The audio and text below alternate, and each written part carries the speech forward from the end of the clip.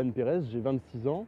Je suis testerin depuis maintenant plus de 10 ans. Au niveau de mes études, j'ai fait toute ma formation à Bordeaux en biologie marine et en écologie, et notamment en partie à la station marine d'Arcachon où j'ai effectué plusieurs stages qui m'a vraiment donné envie de continuer dans le milieu marin. Donc le projet Sail2Sea, il est né d'abord de l'envie de Guillaume, qui est un ami de formation de Rennes, qui a quitté le monde de la recherche à l'issue de ses études pour aller un peu vivre l'aventure. Donc il est parti à Vancouver pour faire de l'ostréiculture sur radeau, lui qui était fan d'ostréiculture. Et son rêve ensuite, c'était de rentrer en France en voilier.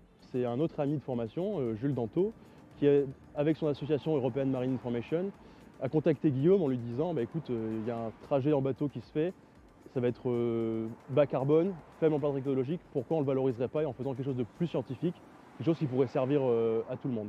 Du coup, c'est de là qu'est né le projet Sail2Sea. Ils m'ont parlé du projet, qui m'a tout de suite botté parce que moi à l'époque j'étais du coup encore en thèse dans mon labo et j'étais pas du tout convaincu par ce que je faisais, notamment du fait que la recherche pour moi me paraît un peu bloquée aujourd'hui. C'est très difficile d'être militant et d'être scientifique parce qu'on nous impose une neutralité qui est nécessaire bien sûr hein, pour l'approche scientifique, mais par contre quand on a produit des résultats, pour moi il faut qu'on soit engagé si on veut faire changer les choses. Alors du coup moi je suis coordinateur du projet, donc c'est-à-dire que j'organise un petit peu tout ce qui peut se faire au niveau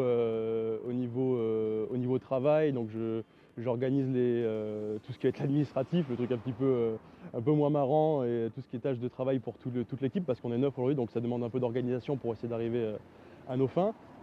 Également, je suis beaucoup en contact avec tout ce qui va être médias, communication, mais aussi sponsors pour présenter le projet. Si tous les enjeux de la mer vous intéressent, si vous avez envie de protéger à la fois l'environnement, mais aussi les populations locales, ben, n'hésitez pas à nous soutenir, à parler avec nous. Nous, on a besoin de ça aussi, de discuter et d'échanger, c'est le plus important.